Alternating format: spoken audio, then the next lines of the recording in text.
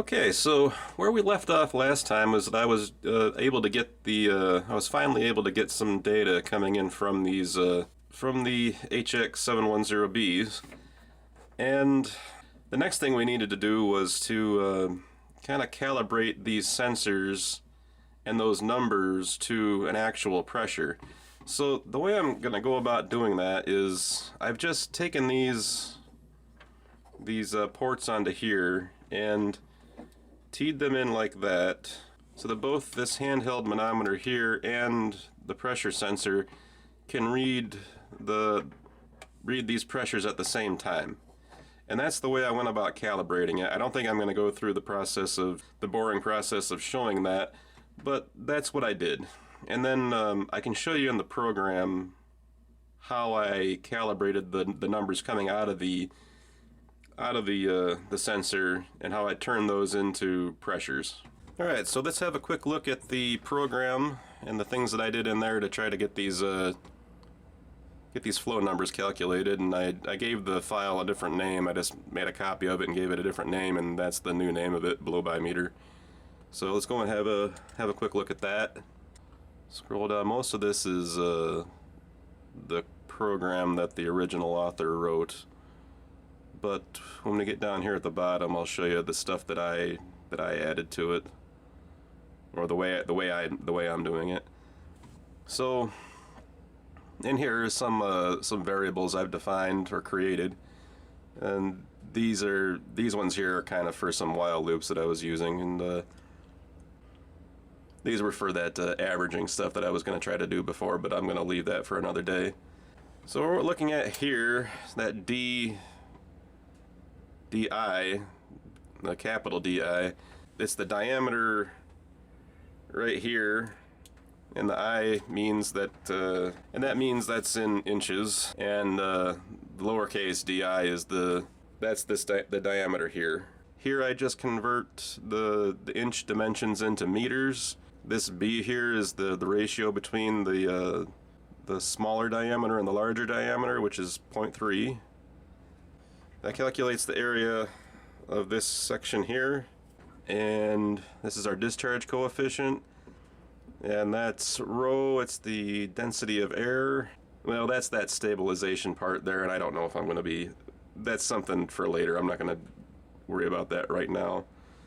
And here is where this section here is the command to get the data from the HX710B, and that's HXA, so that gets it from sensor A, and that gives this a number here, and those were those numbers that we were seeing propagating on the screen at the end of the last video.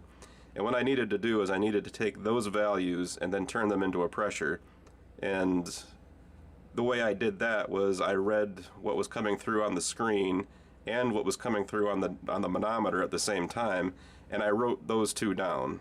And I mainly used the full scale value and just created like an equation. So I put the pressure on one side of the equation and this on the other side of the equal sign, and figured out what the variable here, x, would have to be in order for this equation to work. And kind of what that's assuming is that the sensor's linear, which it would take some doing for me to figure that out. It would take some time, but it's probably pretty close to linear. So, well, that's another thing. That's a whole other thing to do.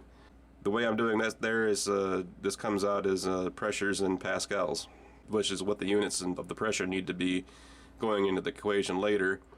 And so that was that one, and I did the same thing with the sensor B. And interestingly, it was a slightly different coefficient that I needed for that one, and there could be some reasons for that. But I just want to go over basically what I've done here. I don't want to take up a bunch of time and go over the whole thing. But this is the basics of what I did there.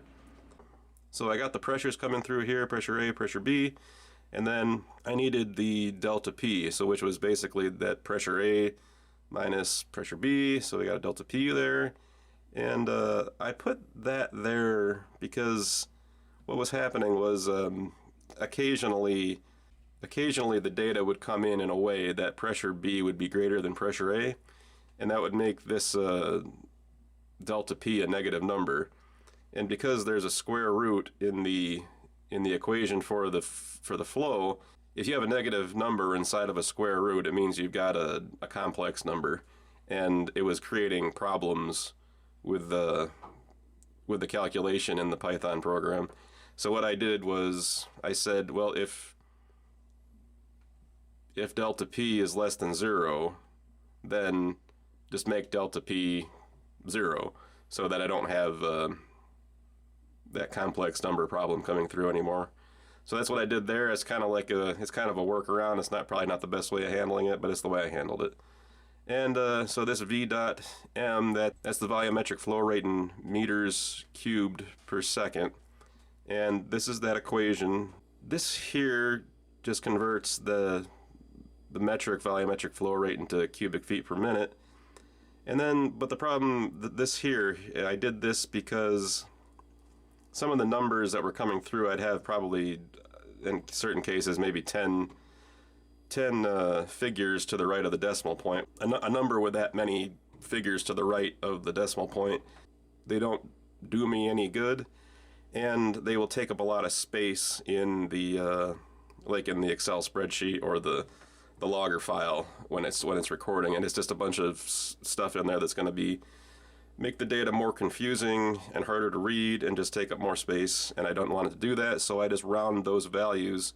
I just round those values to one number to the right of the decimal point. So that's what we've got here. Now let's see. I'll just run it and you can see how it works. And what I'll do right now is just kind of show you how I tested this inside the house without having to go out into the garage just yet.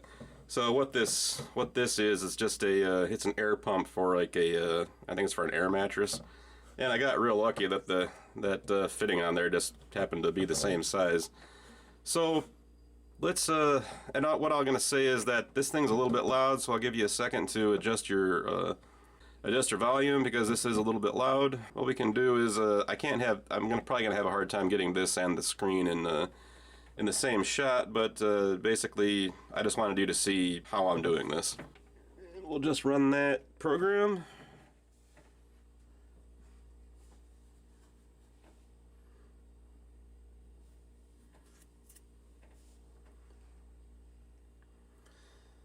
And those values there are just the raw data coming out of the... But here, what we have here coming out now that's the actual... That's the calculated flow rate from the program. So I'm going to turn on the motor right now and give you a second to adjust your volume if you want to, but here we go.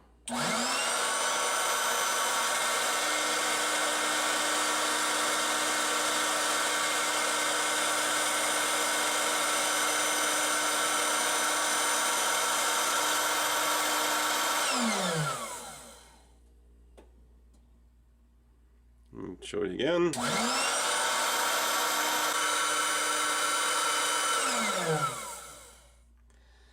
And that's it working. So I guess the next thing to do is to take it out into the garage and take all this stuff out there and hook this up onto the flow bench and compare these numbers and see how it did. And then the other thing I can say is that I can kind of tailor this, so I can kind of tune this a little bit and adjust it to the real flow bench numbers using the discharge coefficient. So I can use the discharge coefficient to calibrate the equation and maybe get these and to tune these numbers in.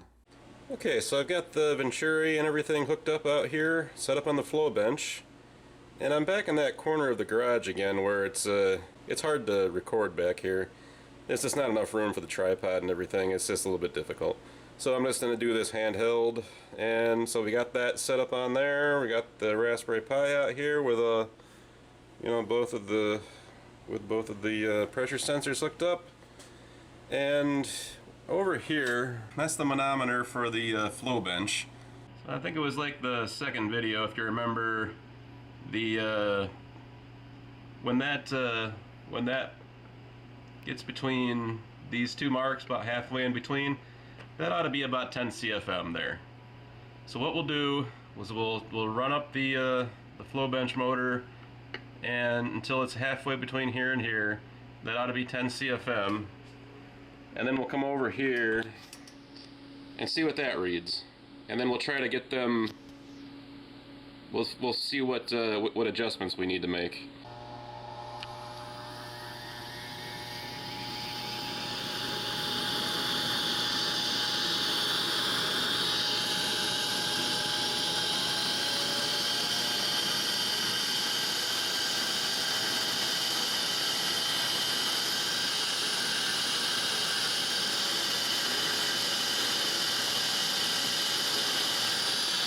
I'd say that's about halfway between the two marks, so that ought to be about 10 CFM.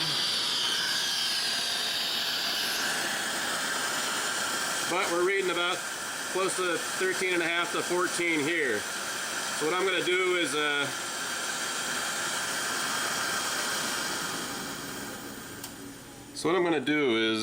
I'm going to go in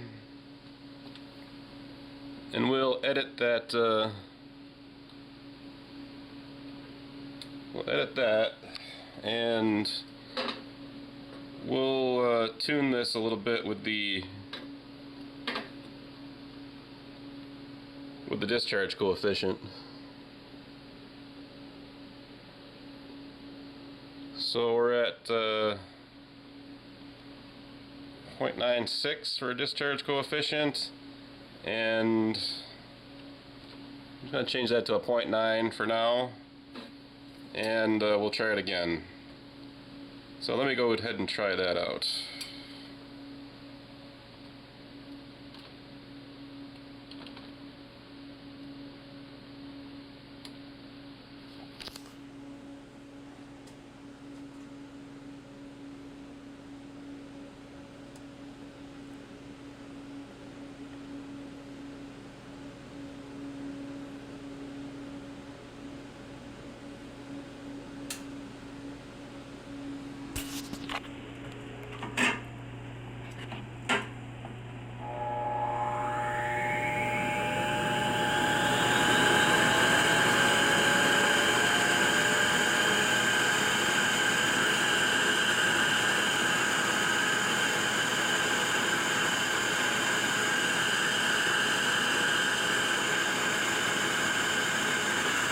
That's about halfway between, and now we're reading about 12 there. So let me go back and forth on this a few times, and let me tune it in, and then I'll show you the rest from there. Okay, so let's I tried this a few different times, and I ended up going down to a discharge coefficient of 0.8. So let's try it one more time and kind of see where we're at with this.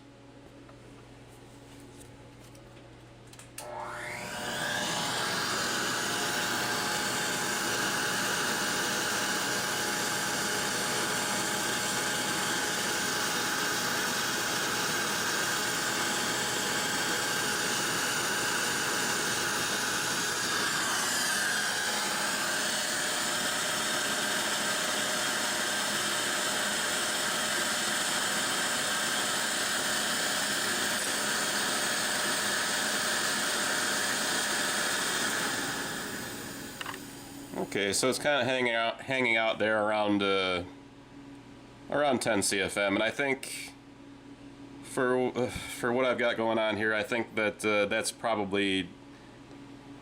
calibrated pretty good. So it's not perfect, but that's where I'm going to leave it for now. So I guess the next thing to do would be I have to mount this Raspberry Pi into the main data acquisition box that I've got over there. So we'll do that next. Okay, so here it is all put back together, and here's the Raspberry Pi that we'd been working on, and these are the two other ones. And here's the pressure sensors, and the hoses come off of here, and they run over into here, and there's a bulkhead connector for them. And I really intended for this video to be the last video of this project, but I kind of ran into a little bit of a quagmire when I was getting the computers communicating with each other via the router, and that set me back quite a while, and it took up a lot of time. So and in this video I wanted to have have this all back out in the garage and actually run the engine and do some actual testing out there. But I'm just running out of time, and the video is running kind of on the longer side anyway, so I think I'm going to wrap it up here. But anyway, I did get it all working. I got the data getting transmitted into that Raspberry Pi there, which is the one that has the logger file in it, or the data recording program in it. And I got the blow-by numbers going into that program and getting recorded into a file. So yeah, it's hooked up. It works. We'll see how well it works when we actually put it out in the garage and start working on it on the engine. That's all I had time for. But anyway, that's all I got for this week, and I'll see you next time.